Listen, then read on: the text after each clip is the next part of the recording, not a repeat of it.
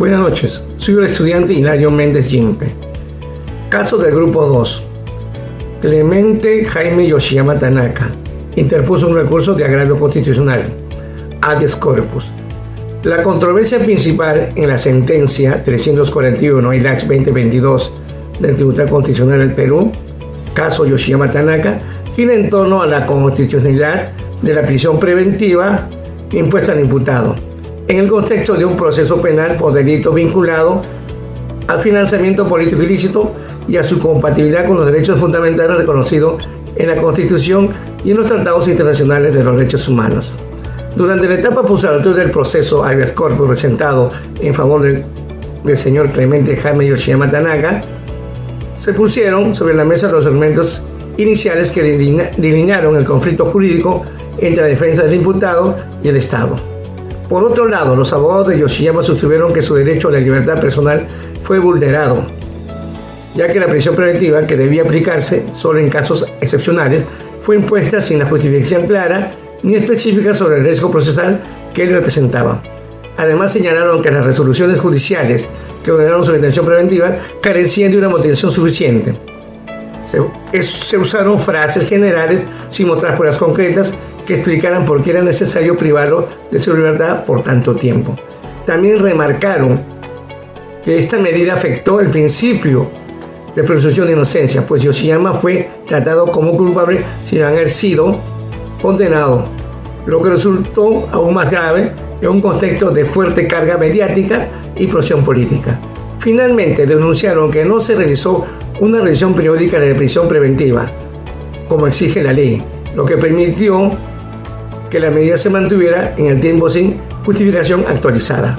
Por otro lado, la parte demandada, representada por la Procuraduría del Poder Judicial, argumentó que la demanda de habeas corpus no debía ser admitido porque todavía había un recurso pendiente ante la Corte Suprema, por lo que no se había agotado la vía ordinaria. Además, aseguraron que la prisión preventiva fue dictada por un juez competente, respetando el proceso legal establecido en el Código Procesal Penal.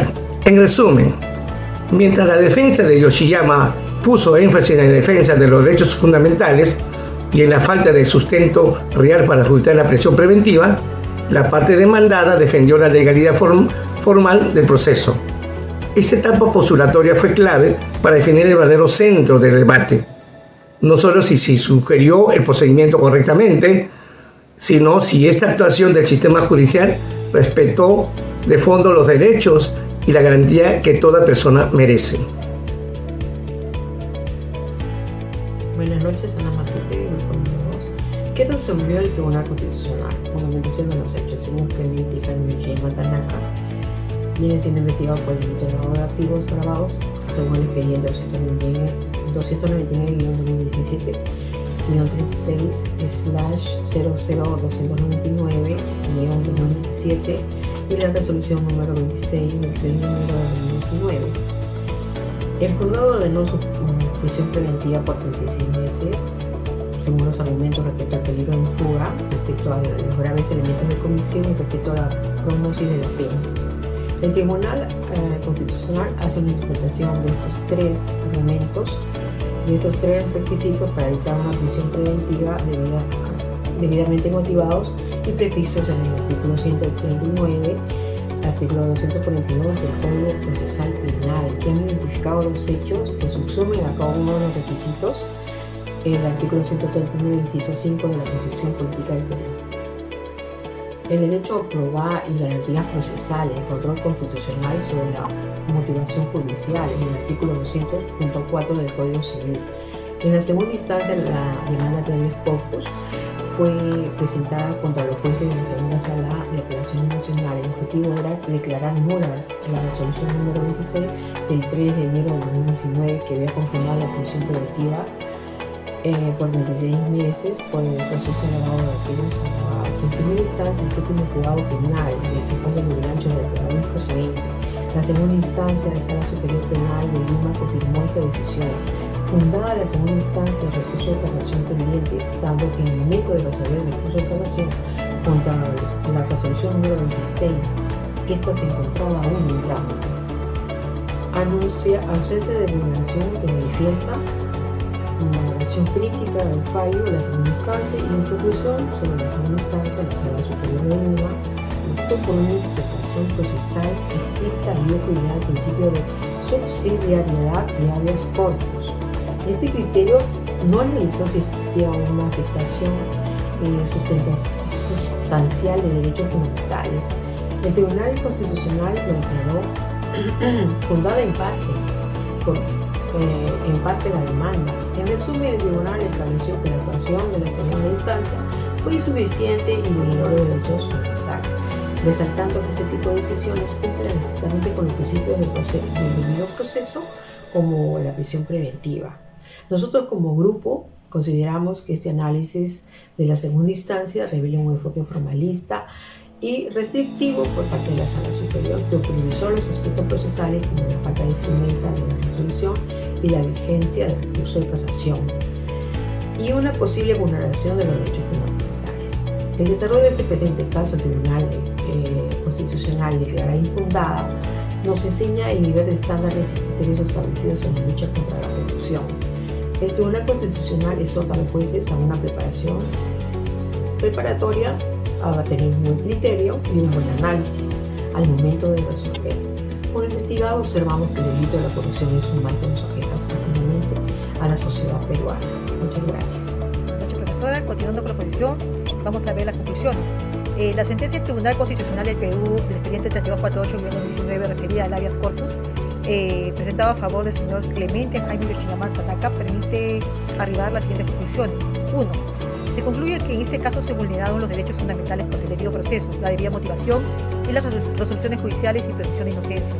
El Tribunal Constitucional determinó que la resolución de segunda instancia que confirma la prisión preventiva contra Yoshiyama carecía de motivación suficiente y específica. La Sala Penal de Apelaciones Nacional se limitó a reproducir fundamentos usados en el caso de otra procesada, que es Keiko Fujimori, sin analizar con autonomía y profundidad los elementos propios del caso recurrente. Esta práctica fue calificada por el tribunal como una motivación aparentemente incongruente, que no satisface el estándar constitucional ni convencional requerido cuando afecta a la libertad personal. Segunda conclusión, vemos que se evidencia un uso inadecuado de elementos de convicción. Por ejemplo, se consideró como grave indicio de pertenencia a una organización criminal en el acta de constitución del Partido Fuerza 2011, por la existencia de una amistad entre los procesados, sin explicar cómo estos elementos probaban los delitos imputados. Asimismo, se utilizaron declaraciones testimoniales y contradictorias que no habían sido corroboradas adecuadamente, lo que demuestra que fue una valoración probatoria deficiente. En varios fundamentos, la Sala realizó remisiones cruzadas a declaraciones y pruebas sin precisar cómo estas eran sustentadas, cómo se sustentaba la imposición de prisión preventiva, ni se aplicó de forma rigurosa el test de proporcionalidad que debe regir en toda medida de restrictiva de derechos fundamentales. Como tercera conclusión, decimos que el tribunal advirtió que no se realizó el control de convencionalidad, lo que significa que los jueces no evaluaron en sus decisiones si las decisiones eran compatibles con los estándares internacionales de derechos humanos, especialmente los establecidos con la Corte Interamericana de Derechos Humanos, sobre la excepcionalidad de la prisión preventiva, la obligación de la motivación reforzada y la necesidad de su revisión periódica. Cuarta conclusión, decimos que como resultado de este análisis precisamos que el tribunal declaró fundada en parte la demanda del habeas corpus y estableció una doctrina jurisprudencial vinculante mediante la cual exige de toda resolución judicial que restrinja la libertad personal, que sustentada en una motivación clara, detallada y coherente. Continuando con las recomendaciones, vemos que a partir de la sentencia del Tribunal Constitucional del expediente 3248-2019 podemos ver o brindar recomendaciones orientadas a mejorar el sistema judicial peruano, especialmente en lo relacionado con el uso de la prisión preventiva y el rol de segunda instancia. Como primera recomendación decimos que es fundamental recomendar que toda resolución judicial que restringe los derechos fundamentales como la libertad personal esté debidamente motivada. Esta motivación no debe ser genérica ni basada en precedentes de otros procesados, sino debe ser específica, individualizada y ajustada al caso concreto, conforme a los estándares de motivación reforzada exigidos por el Tribunal Constitucional y la Corte Interamericana de Derechos Humanos. Como segunda recomendación, decimos que es necesario que los jueces de segunda instancia ejerzan un verdadero control sobre las decisiones. Las decisiones adoptadas en primera instancia. Esto implica revisar de forma crítica y autónoma los argumentos presentados y sin simplemente convalidar lo decidido en etapas previas ni reproducir en forma automática los fundamentos utilizados para otros procesados. La segunda instancia debe garantizar el cumplimiento del debido proceso, la legalidad y la protección de los derechos humanos. Como tercera recomendación decimos que es clave que se impulse una reforma legislativa que modifique el artículo 283 del Código Procesal Penal para establecer expresamente la obligación de que los jueces revisen de oficio y de manera periódica. Las medidas de prisión preventiva como mínimo deben ser cada 6 meses.